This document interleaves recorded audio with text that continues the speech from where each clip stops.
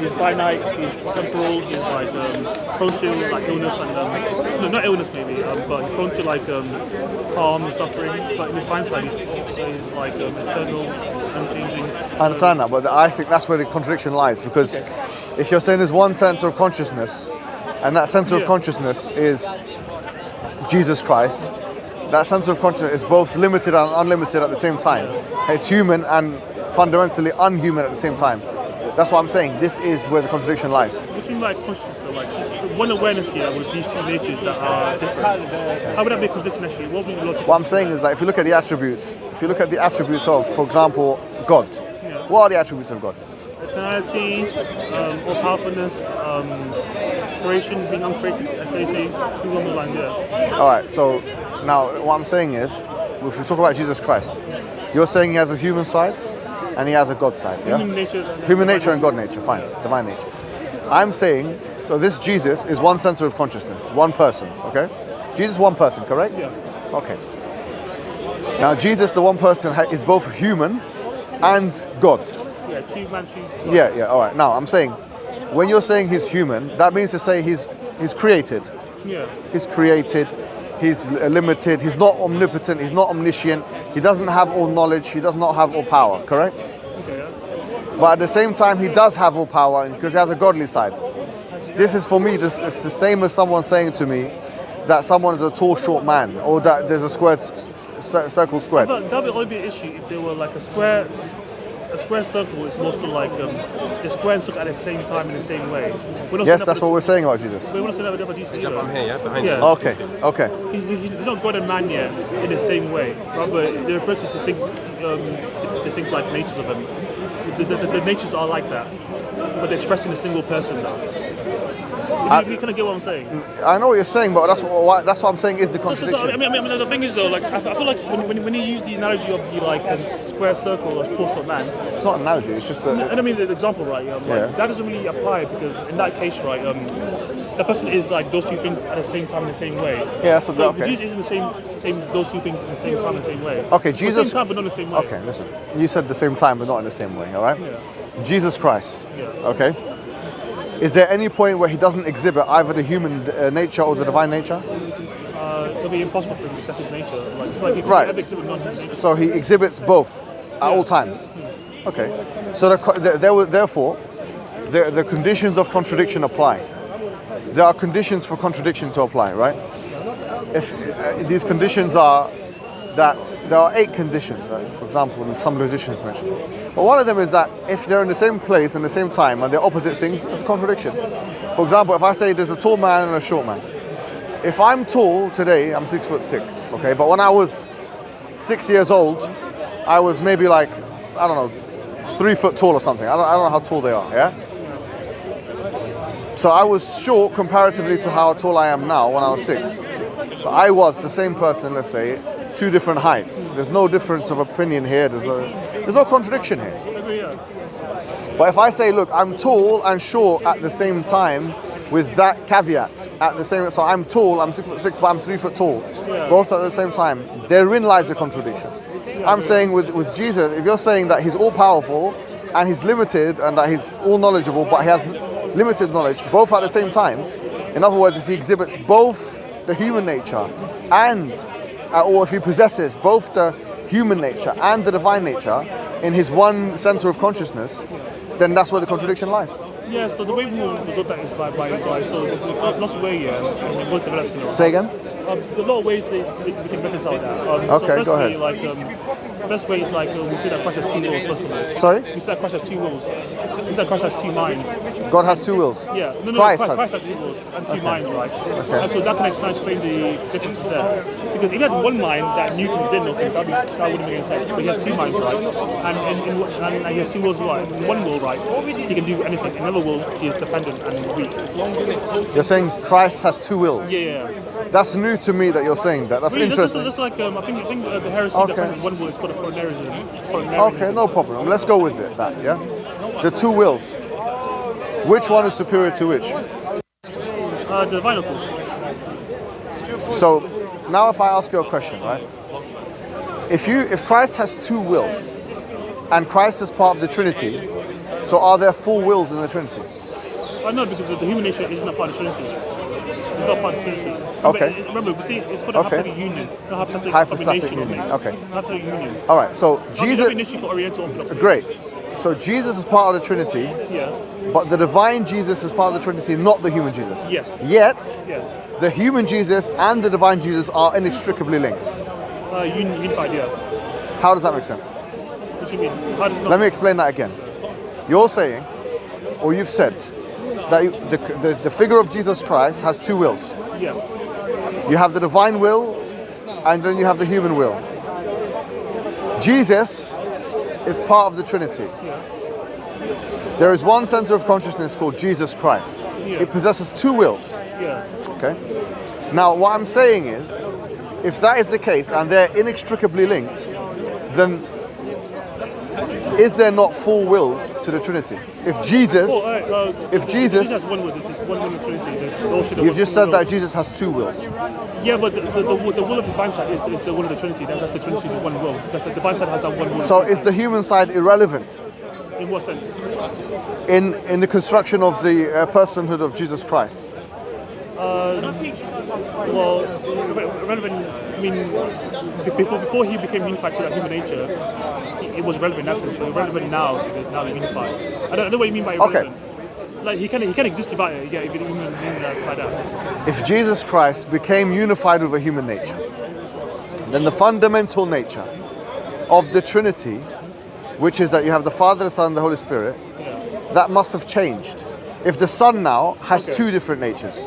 Okay, I get your point now, yeah. So again, I think you're confusing, like, if you think of it as a mixture, remember, it's a union. They don't intermingle with each other. They're distinct from one another, yeah, but they're unified into one Okay, single but the figure of Jesus Christ is part of Yeah. the Trinity. His divine nature is part of the Trinity, yeah, not his human nature. Fantastic. Yeah. Now, if the divine nature is part of the Trinity, Yeah. Jesus is part of the Trinity. Yeah. Is there a connection between the divine nature of Jesus Christ and the human nature of Jesus Christ? There is, but I feel like What is that connection? It's more of a union, like they're Right, together. right. So now They're they're not mixed, yeah. I understand they're not mixed, but now they're inextricably linked. Yes. Right. So Yeah. so the fundamental nature of what it means to be Jesus Christ has changed post incarnation. What it means to be the Son. Yeah. No, not really. Again, So there was no difference. There's no change. no, there's no change actually. No, because remember Okay. it's a union. So basically, it's kind of like Okay. he had, along his divine nature, right, his divine self, right, he had a human nature attached to it now. Yeah, that was Okay. mixing to him. But like, So was is that part is of that him. is that attachment a change or is that not a change? Oh no, we don't consider that a change. No, it's So not what a is it then? change. It's a union. We call it a union. That's what it is. Okay, and is that union? Is that indicative of change or not change? Well, it depends on how you use the word changer. Because I remember, I think we kind of quick on the word changer. Is it a transformation? No, it's not. So what is but, it But then? no, but my point, though, when I explain what the word change, right? You can change your clothes, right? You can change your clothes, right? Sometimes, yeah. You can change your mind, right? Yep. And less Fair than powers, enough. right? Yeah, If you have powers, right? You can change, yeah. like, you know that guy in X-Men that can change. Yeah, no, I'm with you. Those all changes, right? But fine. not necessarily the same way. Fine. So in a sense, you can use the word change. Yeah, fine. to describe him, Let's but be not, more not in the X-Men way. Fair enough. That's good. That's so now you're being more specific. Like, what do you mean by change? Yeah. No, So- now we're philosophers now, yeah. Okay. Is there a change in the who-ness of Jesus Christ? No, actually, still one who. Okay. So when Jesus Christ, if you pointed at the human Jesus as he was alive, Yeah. being crucified on the cross, saying, "Eli, Eli, lama sabachthani," yeah, God, why have you forsaken me? Would I be pointing at Jesus or would I be pointing at someone else? You'd be pointing at a person. And would I be pointing at Jesus Christ or someone else? Well, there is no someone else. There's only one person there. So you'd be pointing at Jesus Christ. So I would be pointing at Jesus Christ. Yeah. So if that Jesus Christ that I'm pointing at, if I had pointed to, so this Jesus Christ is now part of the divine nature, is in union with the divine nature of Yeah, Jesus Christ. yeah. However, he wasn't part of that divine nature in the past.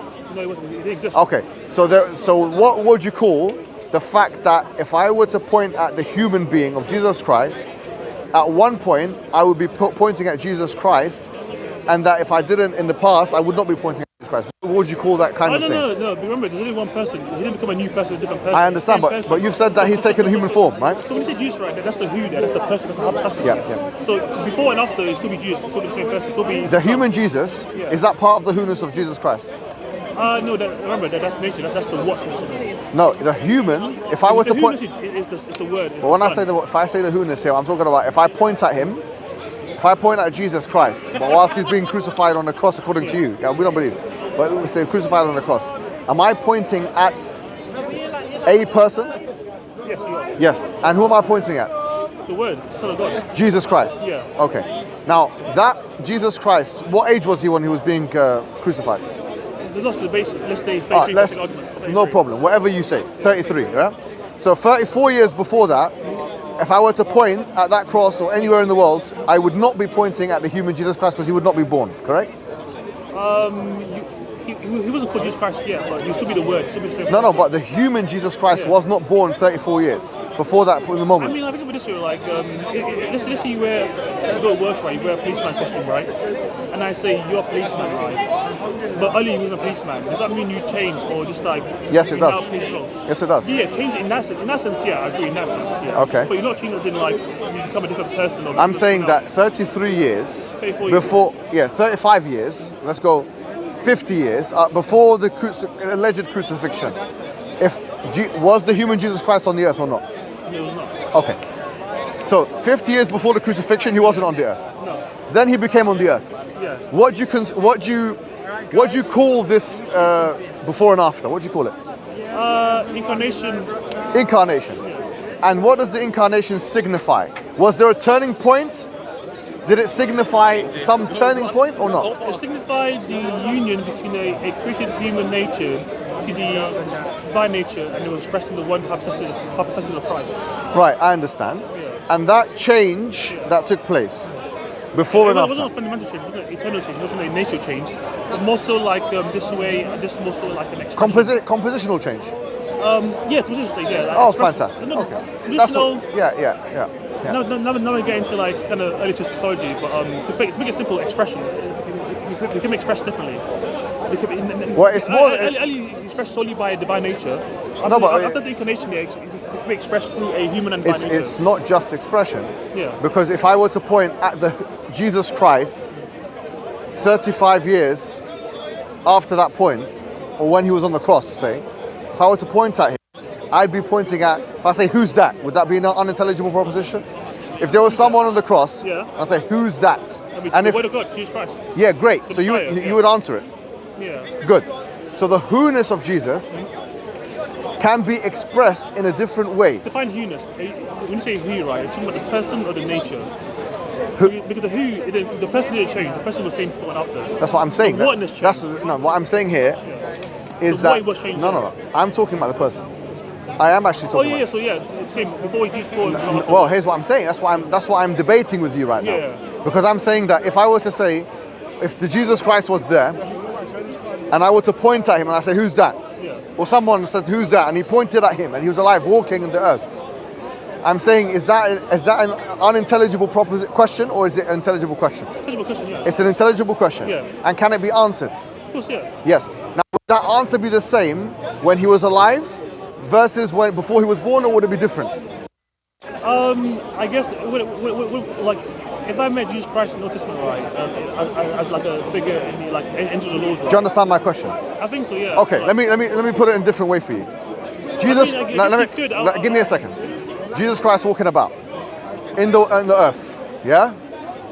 The human nature of Jesus Christ is being expressed. Yeah. You'd accept that's the human nature, yeah. Someone at his time points at him and says, "Who's that?" Yeah. That's an intelligible question. Yeah. Okay. And if someone replies to that question, that's Jesus Christ. Yeah. 35 years before that, so before he was born, that question, "Who's that?" would be unintelligible because there would be nothing to point at. Correct or not? What do you mean nothing to point at? There's no human manifestation of Jesus Christ 35 years before the crucifixion. I mean, you'd be pointing at God then. You'd be pointing at... No, you wouldn't be pointing at anybody. He exists, doesn't he exist? No. Now you're confusing yourself. Because if I said to you, look, just let's be fair and real, right? Yeah. Jesus Christ walked the earth. I mean, you said he was nothing there. What do you mean by Listen. that? Because he exists before he was born. Jesus Christ walked the earth. Yeah. Yes? Okay. If he was walking around in Bethlehem, in Jerusalem, wherever he walked, ascending, coming down, honeycomb, broiled fish, on the cross where you believe, whatever. Someone said to him, who's that? You were there. Let's pretend we take you on a time machine. Jesus over there, yeah. You say, who's that? First of all, does that question make sense? Of course, yeah. Yes, it does make sense. Now, if someone replied, that's Jesus Christ, would that be the correct answer? Yes, it would be the correct answer. Now, 50 years before that point, where Jesus was not born in the stable, and the three wise men didn't come to him and all that stuff. Before that situation happened, according to you, if someone were to point anywhere on the earth, or in the universe in fact, and try and find this Jesus Christ, they would not be able to find him. No, they wouldn't. Right, so the question, who's that, if they were to point anywhere in the universe, they would not be able to, they would be unintelligible. Correct? Yeah. All right, so now we have a difference in who-ness before and after the birth of Jesus Christ. Are you sure there's a difference in who-ness or more so Yes, like, because we've just explained how it's a difference in who-ness. Because before his birth, you could point at him and say, that's Jesus. After his birth you can do that. Before his birth, you couldn't do that. So of course there's a difference. Because it wasn't incarnate yet, it wasn't incarnate, that's why. That's what I'm saying.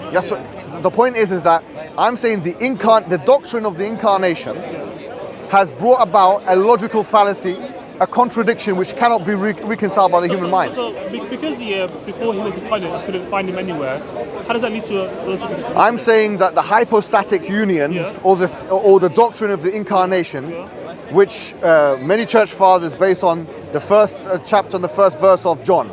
In the beginning was the Word, and the Word was with God, and the Word was God, and so on. And the Word became flesh. Okay, listen. So the doctrine of the incarnation and the idea of the hypostatic union, one must admit that there is a fundamental change, not just in the expression of God's attributes, but in the who-ness of God himself. Or in fact, let me put it in this way, because I'm using the word God, but I should be using the word Jesus. But of course, you'd be using it interchangeably. I say, look, Jesus Christ, before and after the hypostatic union, were two different. You could express the who-ness in two different ways. So if I were to point, there is nothing. No, I'm saying who. I'm saying Define who. Okay. Is Who? Person? Yes, or? person. What the difference between who and what in the English language or any language? Well, I'm using it more in the traditional sense. Okay. Well, fine. Sense, In the English language, any language, what is inanimate? Yeah, you say. Okay, and who is animate or personal, right? Yeah. So we don't say what is that and point at a human being, unless you want to become racist, or rude. or rude. We don't say this. Yeah, I agree. Yeah. You understand? So, if I'm saying now, But when we look at Jesus Christ, the human, yes, which you agree has a human side. When he was according to you, he's on the cross. Yeah, it's Eli, Eli, lama sabachthani, God, God, why have you forsaken me? And someone points and says, who's that? That question will be intelligible propositionally. But if before that time... It'll make sense as a question. Yes, the question makes sense. That's what I'm saying right now. The question makes sense. Can you now say, where is God? Can you say that right now? Is that a simple question? Where is God is not the same as who is God. As that's what we're in two different things. You're not understanding. Oh, okay. Yeah. Where is God is different to who is God. Oh, okay. Okay, I'm saying to you that your problem is not in where is Jesus. Your problem is who is Jesus. Oh, same who before and after. What I'm saying is that before the hypostatic union, your answer to the question of who is Jesus has fundamentally changed. And So before the hypostatic union, before the incarnation, you must maintain that the question who is Jesus has two different answers. Before, you're saying that it was just the divine essence. After, it's the divine essence and the human essence. Okay. Correct or incorrect? Correct. Now we're in a problem. But now your God has changed. Now it's a problem. Because your God has now a human element, has anthropomorphized, has humanized. You understand the problem here? So, and the contradiction lies in the following. How can God change on a level which causes impossibility? It's not just any level. It's the fact that God is changing and he has two sets of attributes which are contradictory with one another. On the one hand, he's all powerful. On the other hand, he's limited. He can be whipped and spat at and, go to the toilet and don't know what the fig trees and all that. So it doesn't make sense. That's why it's an affront to common sense. That's why it's obscene to the logical process. Okay, yeah. I must say this. I'm gonna get your point now. Yeah. So go back to the whole who-ness, right? The who-ness before and after changed, right? Yes. I mean, I tell back. The who-ness before and after was the same. The same who before. No, it wasn't the same. Who after, yeah. No, it wasn't the same. As I said to you before, now before and after the hypostatic union, the incarnation, whatever. If you're saying that there was a union between the two natures of Jesus Christ, the human nature and the divine nature, before Jesus, before the Word became flesh, okay, before the hypostatic, before anything you want, you cannot maintain that God had or Jesus had both those natures. So he has a new nature now, new, N-E-W, which means it wasn't there before.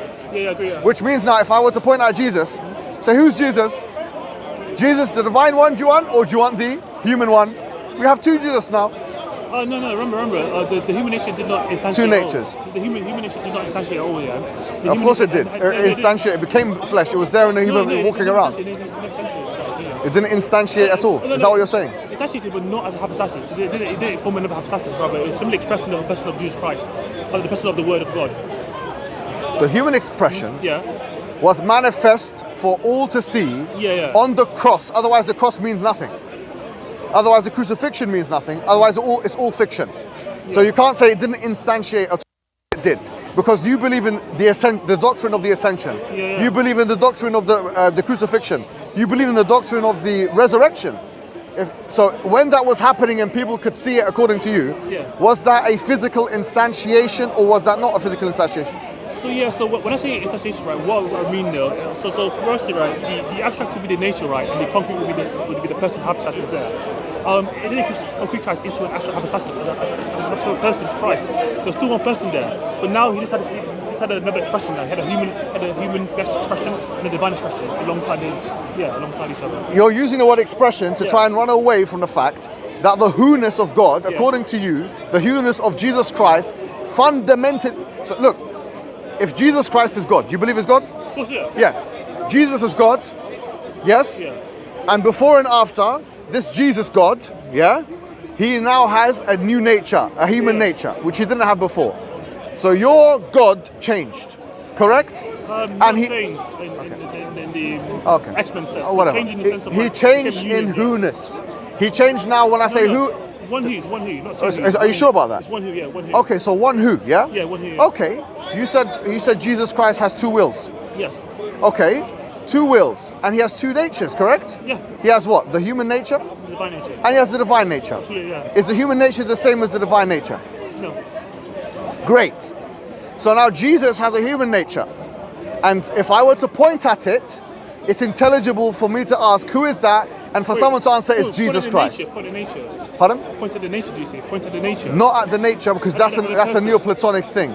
I'm talking about the actual Jesus. Is that a manifestation of Jesus? The nature of the person of Jesus. Yeah. If I were to look at when Jesus Christ in the book of Matthew is walking to the fig tree and he's saying, he doesn't know if he's cursing the fig tree because it's out of season. Yeah. You know this. You know this first one. Of course, yeah. Fig tree. You know about that, yeah? Okay, if Jesus now is looking at the fig tree because it's out of season, that Jesus, if I were to point and say, is that Jesus? Is that Jesus? Would you say yes? Yeah. Okay, is that human Jesus? Well, it's Jesus. Is that the human Jesus? Is that a representation of the human nature of Jesus or the divine nature? So exactly. We don't talk about that basically. We don't make that distinction like you don't make a distinction even. No, because what you're getting into there is just coming to Nestorianism. We're not Nestorians. Nestorians will make that kind of claim. I'm asking you. I'm asking you. Yeah. I'm not asking Nestorius. Okay. Yeah. But I mean, we're describing Nestorianism. We're describing Nestorianism. I'm not describing Nestorianism. I'm asking you. Okay.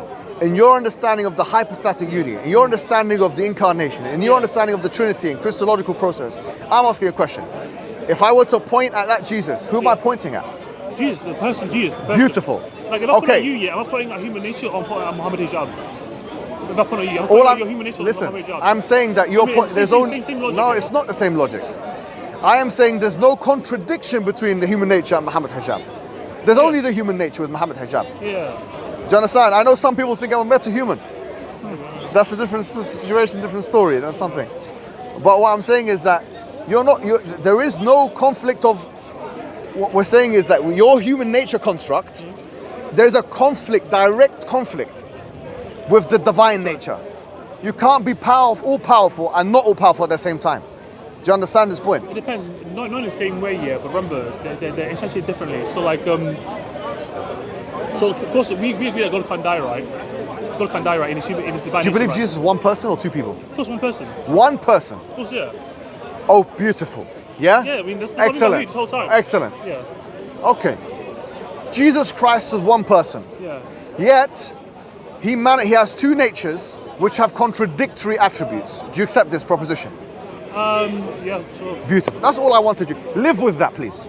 Live with that, because that's what's going to take you to the hellfire. I'm being honest with you. Because the fact that you can, that will take you to the hellfire. I use the word paradoxical. No, it's not paradoxical. Yeah. You've said it yourself. You have just now challenged logic fully. You've said F you to logic. You put the middle finger to logic. If I use the same reasoning that you've just used with theology in architecture or engineering or anything else, nothing. If I said to you, listen, go on a plane. Do you see that plane there? Can you see it? Yeah. Can you see it's got that flashing red light? Now, before you go on that plane, I'm going to use your same principles of enduring contradictions in a geometric process. Let's endure it. So when now the architects are putting together, let me just finish. When the architects are putting together the engine for the plane, they'll use contradictory calculations, yeah, and so on. They don't mind that. They're okay with that. Okay, get on that plane. Let's see what it does with you. And if you fly the plane and then it's just there's a crash straight away, I'm going to say you're a fool.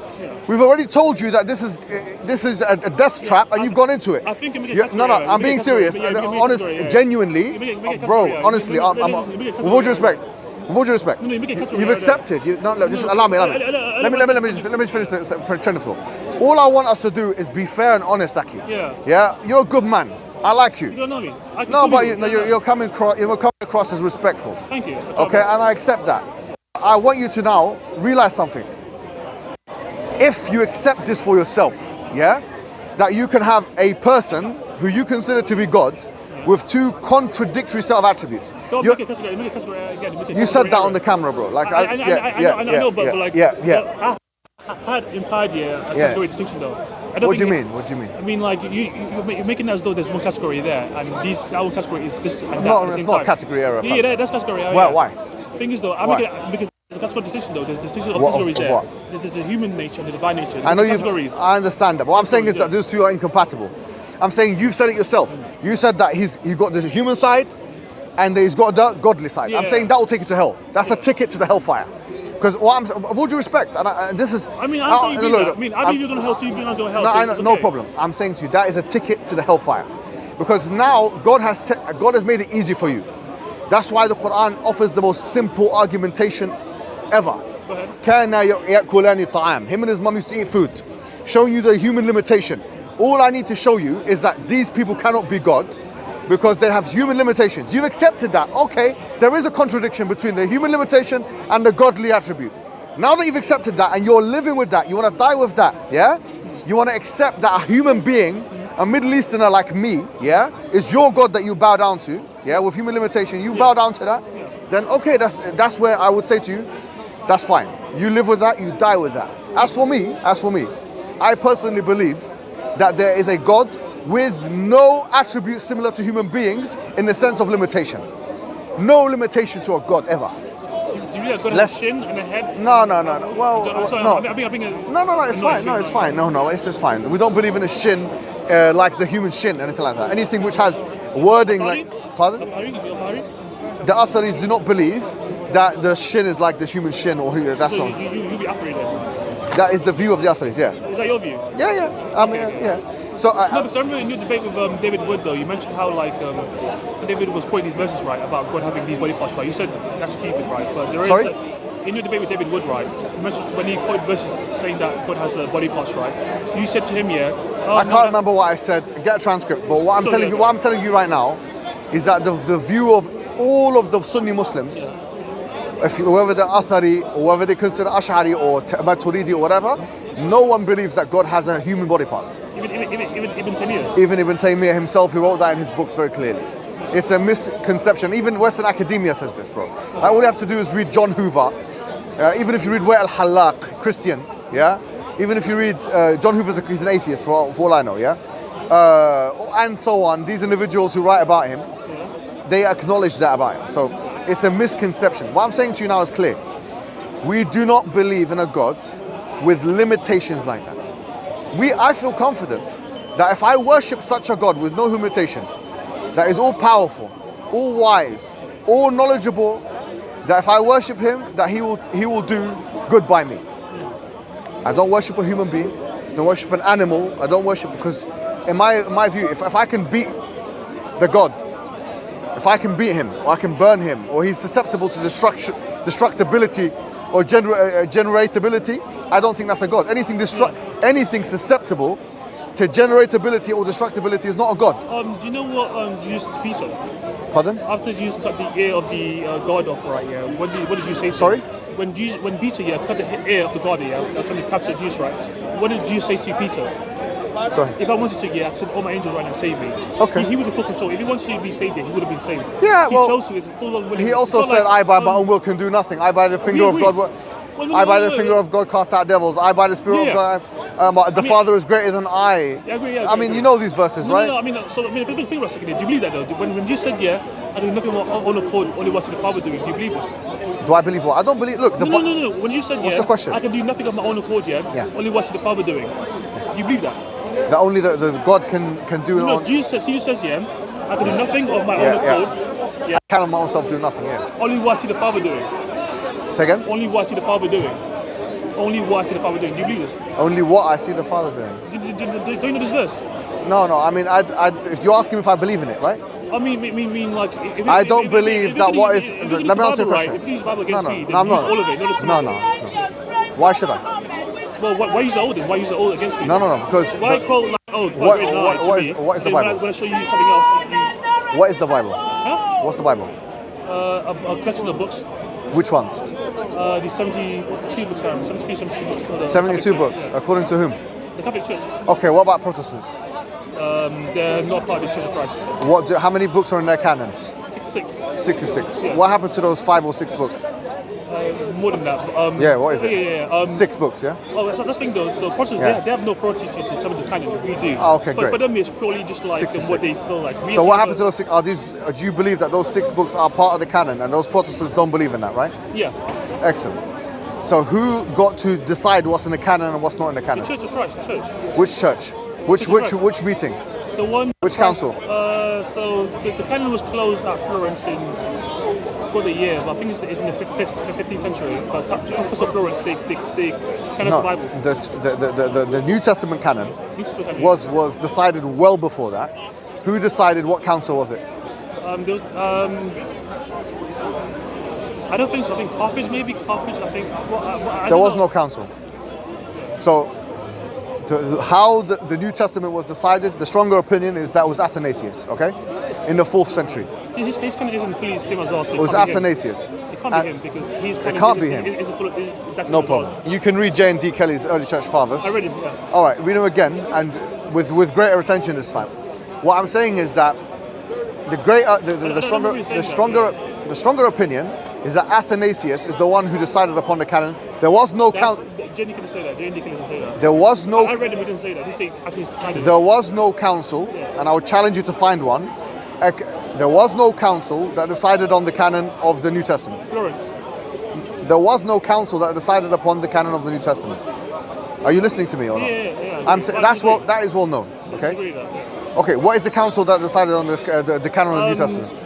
There's no council in Carthage in the 5th century. Then there was one in the... What's the name of the council? Council of Carthage. And what did they do in that council? They determined the canon, but it was only a local... Wait, hold on. So you're telling me that the canon was not determined before the 5th century? No, it wasn't. No. It was the 27 books of the New Testament were determined way before that, into the 4th century. Yes.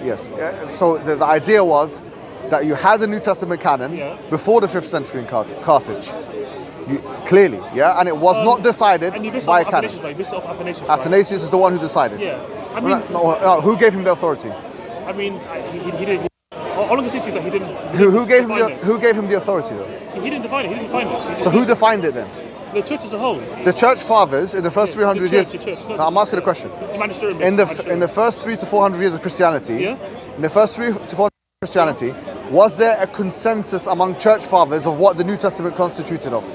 For the most part, yeah, for the most part. If you look at the macro text of things like that, So why is it that you'll find that some church fathers quoted texts which we don't find in the New Testament corpus today?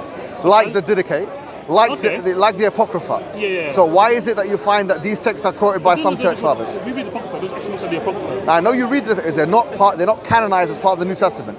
I'm asking. The Old Testament. Apocrypha is the Old Testament. No, I'm talking about the Didache. Yeah. Yes? Now, my question is now, the Didache is the first 100 years of Christianity. Yeah. Why is that not part of the canon? Well, that's because how the canon decided. How comes we find that in the 3rd century, the 4th century, that some church fathers disputed whether or not the book of Revelation should be part of the canon? Yeah, because it's tradition, really. Tradition. Pardon? Tradition. How could there be dispute on an entire book between church fathers whether it should be in the canon or not? Tradition, that's why, tradition. Because they have different traditions, right? And some churches did use certain books, others didn't. I mean, that's what's But that just contradicted what you said before. You said that all the church fathers, there was consensus among what constituted the New Testament among the church fathers. No, so I said for the most part. But there's no consensus then. It's no most part and consensus. Yeah. Consensus means all of them agree. Not necessarily. I'm using it in that sense. In that strict, there was unanimity. There was everyone agrees. I'm not talking about the majority. 100 people, yeah. 90 of them agree with something. 1% disagrees. Would you say because that person disagrees, there's no more consensus? I'm using it in that sense. Okay, no. Great. So there was no consensus that between the early church fathers of what the New Testament comprised of. Yeah. Therefore, in your understanding, because the question you asked me is how could you use part of the Bible and not part of the Bible? The Bible itself is ill-defined. The Bible itself, there's no consensus of what its constitutes are. For us, we have a definition. As Catholics, we have a definition. The church defines the canon. But as personally, don't we have authority to determine it? I have a question for you then, as a Catholic, since you're a Catholic. Yes. My question as a Catholic to you is then, from whence did the church itself gain its authority? Hold on, let me finish the question. Did the church get the authority from the books, or did the books get the authority from the church? Good question. So the church got the authority from the Christ himself. When Christ said to Peter, you are the rock here, and only you. Yeah, but that's in a book. Yeah. But that's a historical event. It's a historical event. It's a real Hold event. on, you don't understand what I'm saying. Yeah? I understand the apostolic tradition of the church, the whole argument of the Roman Catholics and the Eastern Orthodox, by the way. Because they have a similar kind of reverence for tradition, and they have a similar reverence for figures, obviously for you, in your case, the Pope himself, yeah? But what I'm saying is, I understand the argument, but my question was this, because what you're citing about Peter is in the New Testament. Yeah. So my question is, did the church get its authority from the New Testament, or did the New Testament get its authority from the church? So that's a false dichotomy. I want to say that it's false dichotomy. No, it's one or the other. In fact, no, it's not a false dichotomy. In fact, it will be circular reasoning to say that the church got its authority from the books, which got its authority from the church. That would be circular reasoning. No, because we also ground it in a historical event, though. And but that historical event was only known from the books. Yeah, exactly. That's great. history. So you're sorry. Word of mouth or written form, so it can even be. If you're saying that you got your authority from a written historical event, that written historical event was in the books. Word of mouth. There's also word of mouth as well. Word of mouth is still historical. Yeah, I mean. Okay, but by the way, just to be fair, apostolic arguments are made from direct references to the New Testament, correct? With the incident of Peter, correct? I mean, even the Bible itself is justified through that tradition, though. Because how do we know that Peter or Matthew wrote? How do we know it? How do we know it? The church fathers, they told us. Not the church fathers, but it says it in the New Testament itself, correct? Yeah. Great. But even so, then, though, this is where your problem lies. Yeah. You have an issue of authority here. That's why in most Christian seminaries or whatever, they say the three things that make Christianity are the tradition, the scripture, and reason, right? Correct? Church. Yeah, well, that's a tradition. Yeah, fine. Okay, you can say that's a tradition or not. Yeah. Scriptures, the tradition, which is the test, what do you call it? The church fathers and so on, and apostolic tradition, and precedents, and all that kind of thing, and also reason, which you've thrown out the window. But no problem with that. Let's throw reason out the window and let's stick with the other two, since we already dealt with the reason bit, and the reason is not in your favor. No, you have. You've accepted that it's a contradiction between. You have accepted it. Make a category error there. You said that, but you don't care about errors in logic, because you said that Jesus Christ is both fully human and fully. When I said that, though, you said there's a contradiction. That was the word you used. So yeah, so I mean, even then when I said that, right, I mentioned more so like, in my mind, I had a category just I in my mind. understand. In my mind. That's why I said that. No, but we've moved on to another argument now. Yeah. What I'm saying is that there's another contradiction you have to deal with. Yeah. So now I'm telling you what contradictions you have to endure. Contradiction number one, as a Christian, if you're happy to die as one, okay, no problem. The first contradiction you have to endure is that you have this person of Jesus Christ who is meant to know all but have limited knowledge at the same time. Be all powerful but not have powerful. One is the divine nature you're calling it. You can call it what you like, but there are two set of contradictory attributes. You said it on camera. You said it. These are contradictory. That's fine. Yeah, one is not So you have to endure those contradictions. No problem. Let's put that to the side. But Secondly, it's also paradoxical. But the thing, the contradiction is a paradox, not necessarily a kind of contradiction. The cause of paradox. You're using language, syntax to try and escape the reality. All right. No, paradox. Paradox is a very precise word. Do you not agree? Paradox is a very precise word. I don't think it's why is that paradox and not? Are you saying that first of all? Are you saying a paradox is always different to a contradiction? Because you can have a paradox which is a contradiction. If it's a contradiction, there's no paradox. I don't agree. Sometimes you can have a paradox. There's a book written by Jim Khalil about logical paradoxes and stuff like that. What's it called? I don't know what it's called. But anyway, this a paradox can actually produce contradictory results. So this idea that you're trying to create, what you're doing now is you're trying to use language to escape the reality. Yeah, it's very clear for me to see. You're in a cognitive dissonance state. You are uncomfortable at the fact that on the one hand, you realize that you can't actually reconcile these themes, but on the other hand, you are emotionally connected to the religion of Christianity. I'm saying that there's a way to free yourself from this. And I honestly want the best for you, bro. I know I was a bit rough with you before that, and I apologize. I apologize. But at the same time, I want to say to you, look, I was telling you about the hellfire, but there's also Jannah, heaven. I'm saying that virgins, all that kind of stuff, which I'm sure you're interested in women. Are you interested in women or men? Yeah, women. So. You're interested in women. And do you have a sexual urge? Or do you have libido or no libido? I have very high libido. Okay, fine. So do you find sexual practices enjoyable or not? I mean, I'm a human being, yeah. Oh, great. So then why are you making fun of something which you find enjoyable? It's like saying, the fact that human beings need to eat as well.